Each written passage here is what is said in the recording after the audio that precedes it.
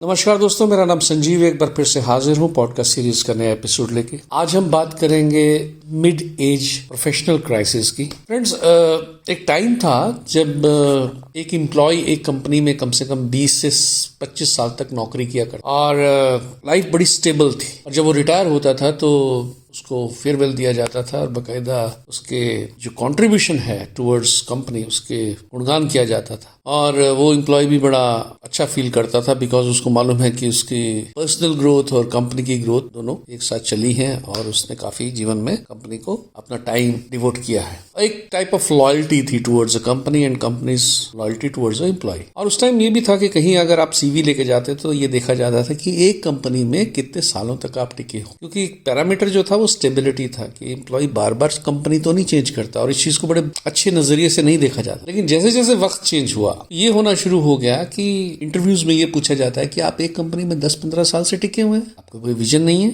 आपका कोई growth aspirations नहीं है। इसके बारे में जो है टोटल रिवर्स हो गया है आज की डेट में जो सोच है सिस्टम की टुवर्ड्स अ जॉब। अब मैं ये स्टोरी मैंने इसलिए आपको बताई कि इसके पीछे सिर्फ जॉब की ही बात नहीं है, एक फाइनेंशियल स्टेबिलिटी भी इसके पीछे खड़ी होती है। जब आप एक कंपनी के साथ ज्यादा समय तक रहते हैं, अगर चांस मिले तो, जो पहले हुआ करता था, तो उस टाइम तुम्हारी सेविंग जो होती है ना वो कंपाउंड होती है, क्योंकि आप एक ही कंपनी के साथ उसकी ग्रोथ के साथ पार्टिसिपेट कर रहे हो। जैसे जैसे कंपनी ग्रो करती है एम्प्लॉय भी ग्रो करता है, तो कहीं भी ब्रेक नहीं होता था। तो सेविंग, फाइनेंशियल जो भी आपका सेविंग है वो सब कंपाउंड होती थी और उसी से आप अपना घर का गुजारा करते थे और घर के जो बाकी फॉर्मेलिटीज जो थी आपकी वो उसको पूरा करते थे। अब हुआ ये है कि बहुत सारी कंपनियां आ गई हैं और खासकर 2015 के बाद ये जो स्टार्टअप करियर हुआ है शुरू, इसमें बहुत सारे लोगों ने, ये मेरा पर्सनल मानना है कि एक नया एक क्रांति आ गई है। और इस क्रांति में एक ही चीज मैं देख रहा हूँ कि सब लोग बहुत सारा पैसा बड़े छोटे समय में कमाने के लिए आतुर हैं और हर कंपनी 3 साल में डबल, ट्रिपल, 4 टाइम्स ग्रोथ की बात कर रही है। कैसे हो गई, कैसे हो रही है, उसकी क्या कॉम्प्लिकेशंस हैं, वो तो खैर मैं डिस्कस नहीं करूंगा, वो आपको मेरे से ज़्यादा बेहतर है। लेकिन आज ना तो कंपनी की लॉयल्टी टूवर्ड्स एम्प्लॉयज़ है, ना एम्प्लॉयज़ वैसे रहे हैं जो कंपनी के लिए अपना ज़्यादा टाइम दे सकें। तो क्या हो रहा है कि स्विच ओवर हो रहा है।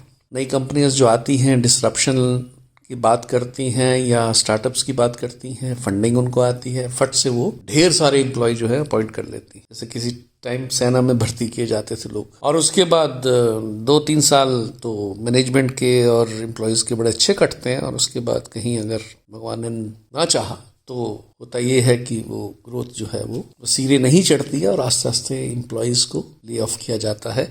जिस क्वांटिटी में लिया जाता है उसी क्वांटिटीज में ले भी होते हैं। 10,000 एम्प्लॉय रखे, 15,000 एम्प्लॉय रखे और 3 साल बाद 15,000 एम्प्लॉय निकाल दिया। और अगर उस टाइम आपकी एज 40-45 के बीच में है तो हैंडल करना बड़ा मुश्किल हो जाता है। और इसी को मैं एक ऐसी क्राइसिस बोलता हूँ, प्रोफेशनल क्राइसिस, जो बिल्कुल आपकी मिडिल एज में आती है, जब आपके बच्चे बड़े हो गए हैं, स्कूलिंग हो रही है उनकी और भी रिस्पॉन्सिबिलिटीज बड़ी है। क्योंकि क्या है कि 25 साल तक या 30 साल तक तो खैर आप you can keep on switching and keep on looking for new opportunities. अपना स्टार्टअप शुरू कर रहे हैं, गिरते पड़ते जो भी कर रहे हैं आप, अच्छा चलता है। लेकिन एक बार जब आपका मैरिज हो गया और उसके बाद आगे बढ़ते हैं, जैसे जैसे आप ग्रोथ आपकी पर्सनल होती है, रिस्पॉन्सिबिलिटी बढ़ती है और आपको स्टेबिलिटी चाहिए होती है और स्टेबिलिटी, फाइनेंशियल स्टेबिलिटी ज़्यादा चाहिए होती है। तो मैं यही कहूँगा कि आप जब भी जॉब लें, जॉब चुनें, खैर it depends upon your capabilities also, education also, skill level, knowledge also, but उन्हीं कंपनीज में हाथ डालें जो पिछले 30, 40, 50, 10 सालों से, 15 सालों से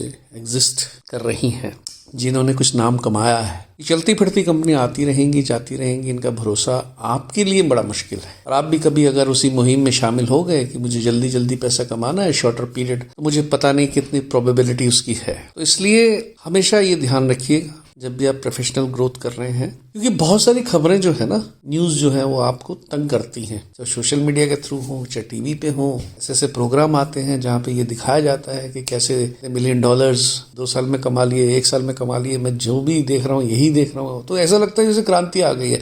हम तो बेकार बैठे हैं यार, देखो कितने सारे लोग $1 मिलियन डॉलर में घूम रहे हैं। लेकिन अगर आप गहराई में जाओगे तो आपको पता लगेगा वो 6 महीने बाद, 1 साल बाद औंधे मुंह पड़े हुए, अब फिर उनके पास कोई जवाब नहीं रहता। तो ये जो बबल है, ये मेरा मानना है। हो सकता है लोगों ने पैसे बनाए भी हों इसमें, मैं नहीं कहता, लेकिन मैं ये आपको तवज्जो दिलाना चाहता हूँ कि सोच बदल गई है। लेकिन आप देखिए where you stand in this transition, in this transformation, और आप इन ऑप्शंस में क्या चूज करना चाहोगे। क्योंकि मेरा मानना है कि फाइनेंशियल अल्टीमेटली आदमी कमाता किस लिए है, खुद तो अपने लिए तो कमाता ही है, फैमिली के लिए भी कमाता है एक लेवल के बाद। तो जब आपकी अनस्टेबिलिटी रहेगी देर तक, 6 महीने काम किया, फिर ब्रेक आ गया, फिर 5 साल काम किया, फिर 1 साल, तो आपका डिप्लीट होता जाएगा जो भी फाइनेंशियल एसेट है, वो कंपाउंडिंग कभी नहीं होगी। तो ये मेरी सोच है, बाकी exceptions are always there. I just wanted to share my thought on this कि चूज योर जॉब अपने हिसाब से। अपने हिसाब का मतलब ये है अपनी कैपेबिलिटीज को देखते हुए, क्योंकि दुनिया ये कर रही है मैं भी ये करूं तो ये कोई जरूरी नहीं, और वो सूट करे आपको ये भी कोई जरूरी। आपकी रिस्क एपेटाइट कितनी है, आपकी एज कितनी है, आप क्या चाहते हैं जिंदगी से, वो जरा डिसाइड कीजिए और उसके हिसाब से निर्णय लीजिए। Thank you very much.